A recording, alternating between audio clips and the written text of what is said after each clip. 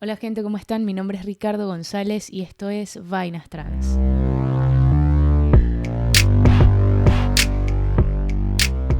En el episodio de hoy vamos a cambiar un poquito la dinámica que veníamos manejando hasta ahora. Me parecía importante que antes de hablar específicamente de este tema tuviésemos como una base de cosas que yo supiese que me estaban entendiendo. Precisamente este es el tema por el cual nace la idea de hacer un podcast. Es una de las primeras cosas que googleé tan específicamente y que busqué, y me sorprendió darme cuenta de que así como yo me estaba haciendo esas preguntas, había gente que se las había hecho y por lo tanto también había hablado al respecto, ¿no? Así que si te estás preguntando esto, si te has preguntado esto con estas palabras, probablemente haya algo que investigar dentro y hay una inquietud que debe ser atendida. Entonces aquí está la invitación para abrir el espacio para hacerlo. Spoiler alert, la única persona que te puede responder esa pregunta eres tú. Nadie te va a poder responder por ti. Lo siento si fue publicidad engañosa del episodio anterior, pero si estás buscando que yo te diga, bueno, chequea estos ítems y si tienes 3 de 5, entonces si eres trans, congratulations. No, lo siento, pero no es lo que vamos a hacer aquí. Siempre voy a recalcar que la mejor persona para respondernos esta clase de preguntas tan personales somos nosotras mismas. Entonces, teniendo en cuenta que solamente tú eres quien puede responder esto, reitero la invitación para que te abras el espacio de cuestionártelo y de experimentar buscando responderlo. Y me gustaría que mientras lo haces siempre tengas presente y como prioridad principal tu seguridad y tu salud e integridad física, mental y emocional. No hagas nada que te vaya a poner en peligro físico, en peligro de violencia intrafamiliar, que te altere negativamente emocionalmente, y esto aplica no solamente para las cosas que dejes de hacer, sino las cosas que sí hagas. No te esfuerces a hacer nada que no estés listo o lista o liste para hacer. Todo siempre a tu ritmo, tratando siempre de conservar tu salud. Dicho esto, sí hay ámbitos en los que podemos ir experimentando y probando diferentes cosas para ir reconociendo nuestros lugares de reafirmación y de comodidad dentro del género con el que estamos experimentando y con el que nos estamos identificando. Uno, bueno, ya hablamos la semana pasada de expresión de género y es un campo muy amplio para experimentar, que no necesariamente es permanente o radical y que nos va a dar la apertura y la posibilidad de ir reconociendo qué cosas nos hacen sentir bien y qué cosas no tanto, ¿no? Uno de los más evidentes es la ropa, la elección de ropa. Piensa en esa ropa que siempre quisiste ponerte y que por ahí no te animaste porque es muy masculina o muy femenina. Crea un espacio seguro, tú sola en tu casa, en tu cuarto, donde no te expongas a nada que te pueda violentar, y ve cómo te vas sintiendo. Si tienes la posibilidad de ir socializándote con esta nueva apariencia, y te animo un montón a que lo hagas. Las decisiones sobre el pelo, por ejemplo, el estilo del cabello. El pelo crece, te lo puedes cortar, te lo puedes pintar, puedes experimentar con él y ir viendo cómo se siente, sobre todo contigo. Ir explorando dentro de siempre las posibilidades que sean seguras, ir socializando y ir viendo cómo te sientes cuando te expresas y te presentas de estas nuevas maneras. Otro que no mencionaba mucho en los videos que yo vi, por lo menos, es también la elección del perfume o del desodorante que uno utiliza, porque también forma parte de la expresión de género y es algo, por ejemplo, que a mí me ayudó bastante. O sea, me identificaba mucho con los desodorantes masculinos y me daba reafirmación. Pues y a experimentar eso, tipo, te bañas, si no te gusta y te lo sacas. Otro ámbito de la expresión en el que puedes ir experimentando es con los pronombres. Siempre a tu ritmo, cuando estés cómodo, cómoda o cómoda, porque normalmente es algo que puede generar ansiedad en ti internamente, hacer ese cambio para contigo, y que puedes generar un poquito de resistencia en otra persona a hacerlo. Entonces puedes experimentar en varios ámbitos para amortiguar la transición o el cambio o simplemente para ir probando, hay opciones como plataformas online específicamente para comunidad trans, en el cual te puedes crear un username con tus pronombres y ver cómo te sientes cuando la gente te trata con ese pronombre. También quería mencionar cómo fue mi experiencia específicamente en esto, porque bueno, o sea, la mayoría de los videos que yo vi en su momento que hablaban de esto eran de parte de personas que hablan inglés, y el inglés es un idioma que no tiene género gramatical. Entonces tú puedes utilizar adjetivos descriptivos y no necesariamente implicar un género. Tú puedes decir tall, short, fat, skinny y no tienen un componente de género. Si bien en español, entonces es alto, alta, bajo, baja y así. Entonces es un poquito más difícil como que expresarse con respecto a sí mismo o con respecto a otra persona o un grupo de personas de manera neutra o sin implicar un género. Es como muy evidente. Yo lo que hice fue, antes de hablar con cualquier persona, antes de presentarles la petición de que me comenzaran a llamar con pronombres masculinos, yo lo testé conmigo mismo. Lo que hice fue elaborar las oraciones y las frases y las ideas que tuviesen que ver conmigo y en las cuales yo me estuviese refiriendo hacia mí mismo de manera neutral. Y el español es tan vasto y hermoso que da para eso. Puedes elaborar las oraciones y las frases de manera tal de no implicar ningún género sobre la persona, que en este caso, pues yo sobre mí mismo no implicaba ningún género. Eso fue para mí como, bueno, ok, estoy en el estado neutro, cómo se siente, eso para mí fue súper liberador. Posteriormente, de ver cómo me estaba relacionando yo con eso, creé un espacio seguro con mi mejor amiga, que en ese momento también era mi roommate, y le pedí, mientras estábamos en la casa y en ese lugar que es seguro, que me comenzara a nombrar en masculino, para ver cómo yo me iba sintiendo. De esa manera, a mí me sirvió que no tiene que ser el proceso de más nadie, creando un espacio seguro en el que yo sabía que era amor y comprensión y la intención de ayudarnos mutuamente, cómo me siento y si eso me hace sentir reafirmado o si me hace sentir contrariado y todas estas cosas. Después de eso recién yo le comuniqué a mis amigas como que de un círculo un poquito más abierto, trátenme a partir de ahora por favor con nombres masculinos, y fui viendo cómo me sentía, y si bien lo respetaron casi inmediatamente, siempre sentí, porque son personas que me conocen desde hace 10 años, siempre sentí que igualmente lo hacían como por amor y por respeto y todo esto, pero no me sentía visto como un hombre, como el chico que soy. Después de varios meses de empezar la transición social, acudí a un grupo de contención para personas trans y específicamente para masculinidades trans. ¿Qué pasó? Que en el momento en el que yo llegué, si bien yo todavía estaba muy inseguro con respecto a mis pronombres y con respecto a mi nombre y con respecto a un montón de cosas, fui visto de la manera en la que yo esperaba ser visto en general. Algo que yo sentía que no terminaba de ser visible y que estaba dentro de mí. En ese contexto era visible y yo me sentía visible y me trataban como... Y es una diferencia un poco sutil que lo he hablado con algunas personas y estamos de acuerdo en que existe, entre que te respetan y por lo tanto usan los pronombres y ser percibido, leído y tratado como tu género autopercibido, ¿no?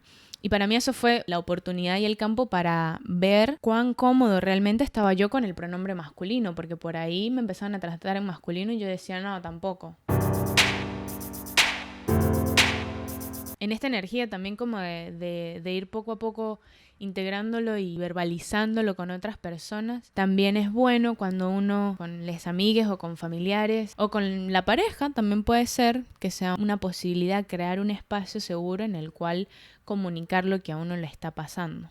Y que ayuda muchísimo porque cuando uno intenta verbalizar las cosas también las empieza a entender en otros niveles y las preguntas que te hacen las otras personas te las empiezas a hacer, o por ahí te ayudan a terminar de verbalizar una pregunta, una inquietud que tú tenías en tu cabeza y tipo se expresa y se tangibiliza y puedes como que ir desmenuzando, como dicen por ahí, toda la maroma que tienes en la cabeza y que puede pasar. Y eso está buenísimo, me parece que es beneficioso, así como los grupos de apoyo y los grupos de contención, pero también creo que es importante mencionar como que otro tipo específico de comunicación que uno puede llegar a buscar, a crear, que es el acompañamiento terapéutico. Aquí se hace necesario volver a mencionar que siempre la prioridad principal tiene que ser tu salud física, emocional y mental. En algunos contextos socioculturales, acudir a un profesional de la salud mental con uno de estos temas no sea lo más seguro y lo más saludable, porque tienden a patologizarnos y tienden a querer encasillarnos en un diagnóstico que, lejos de ayudarnos, lo que hace es hacernos sentir fallidos. A ver, esta es mi experiencia. Cuando uno acude a un profesional de la salud mental con este tipo de temáticas, es bueno asegurarse priori que la persona tiene perspectiva de género y que va a entender de lo que le vamos a hablar. Porque si no, simplemente vamos a recibir hostilidad de parte de una persona en la que estamos confiando y con la que nos estamos abriendo y vulnerabilizando.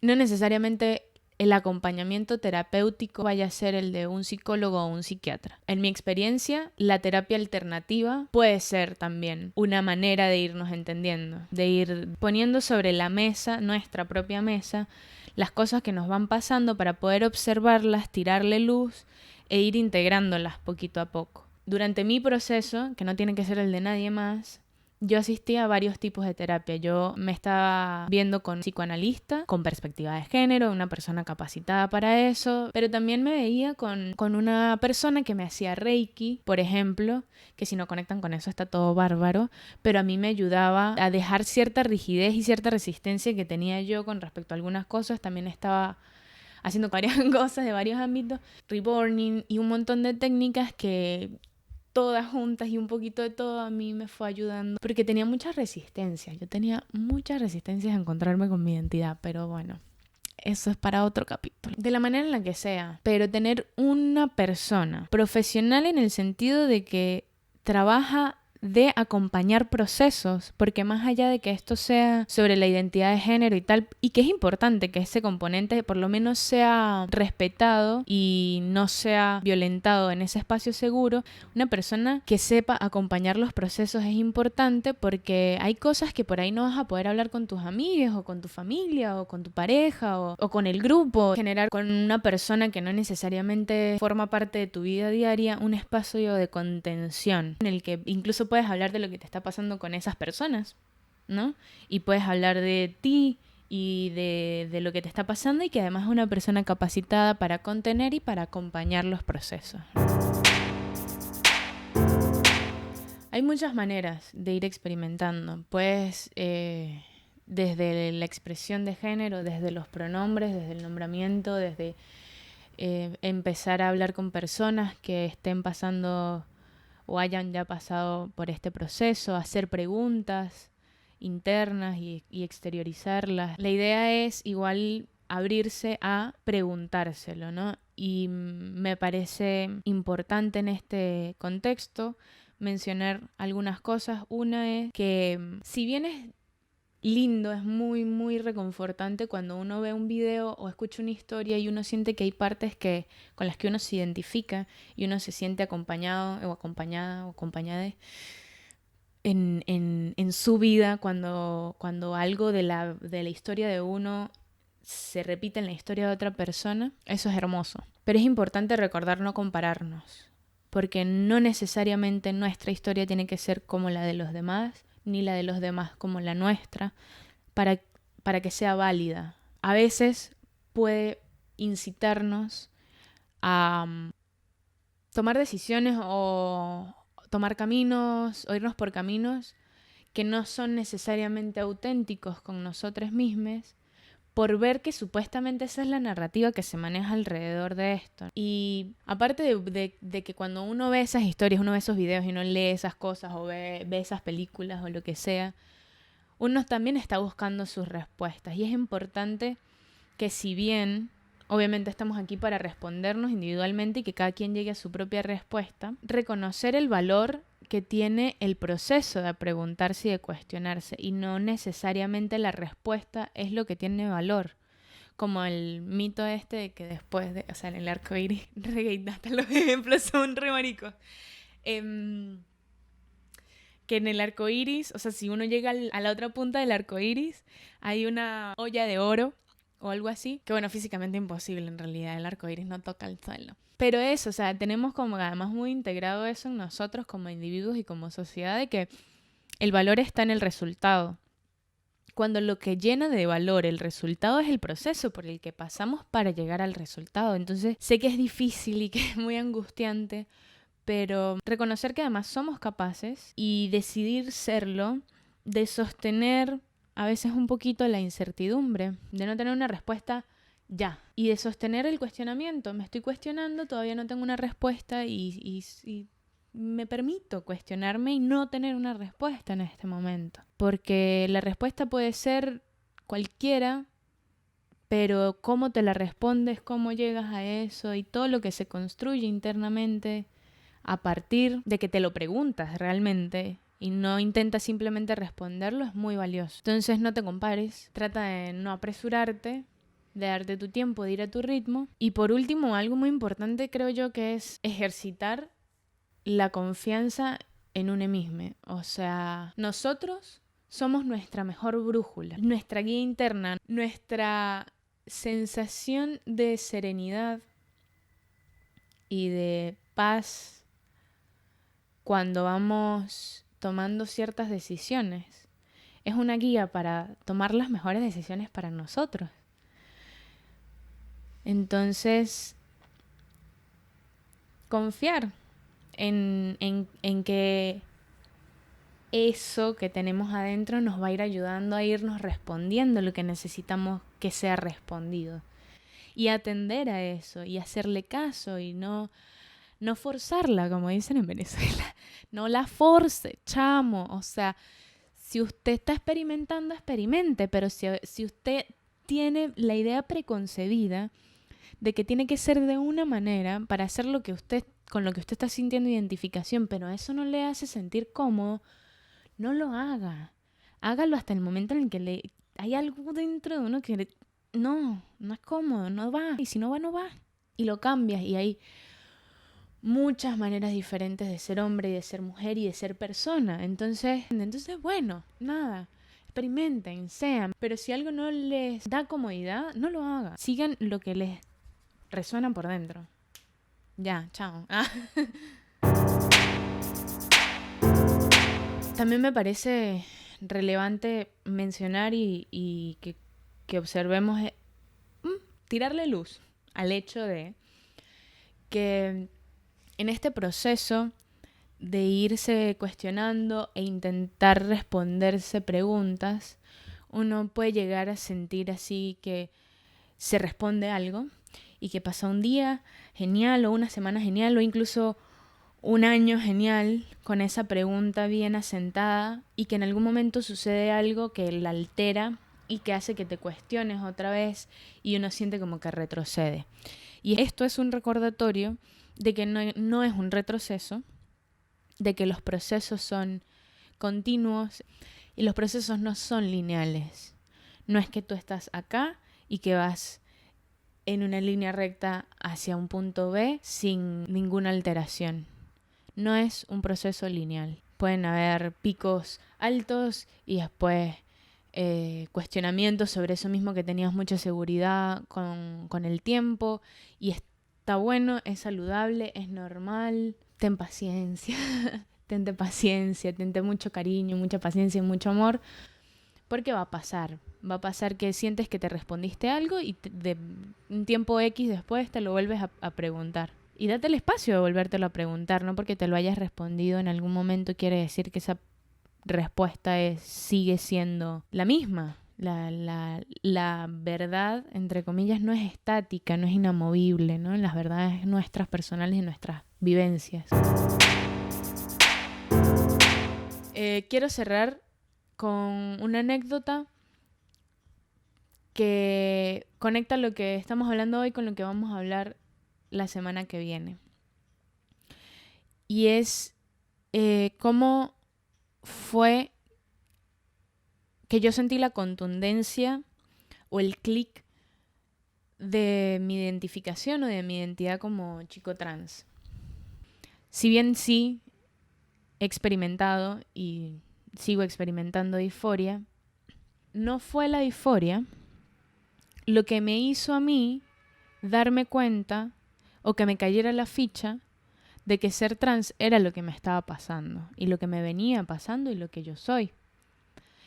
fue más bien su contraparte, hermosa contraparte, la euforia de género. Fue lo que me hizo a mí ir internalizando que con las cosas con las que sí me sentía identificado y las cosas que sí me hacían sentir reafirmación dentro de mi género.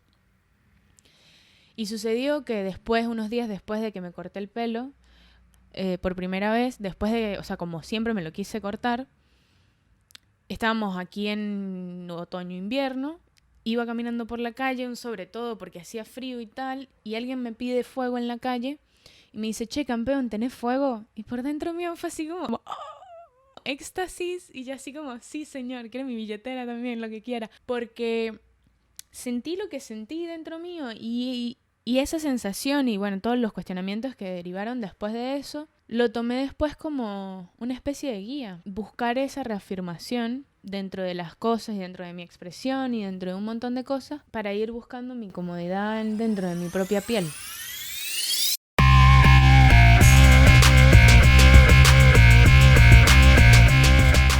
Así que les dejo esa picando ahí. Muchas gracias por estar. Si quieres compartir tu experiencia o consideras que faltó algo por mencionar, me puedes encontrar en todas las redes sociales como @vainastrans o @naiwata_. Si te pareció útil o interesante esta información, suscríbete, dale like y comparte. Nunca sabemos a quién le puede servir ni hasta dónde podemos llegar. Desde Buenos Aires con mucho amor, hasta la próxima.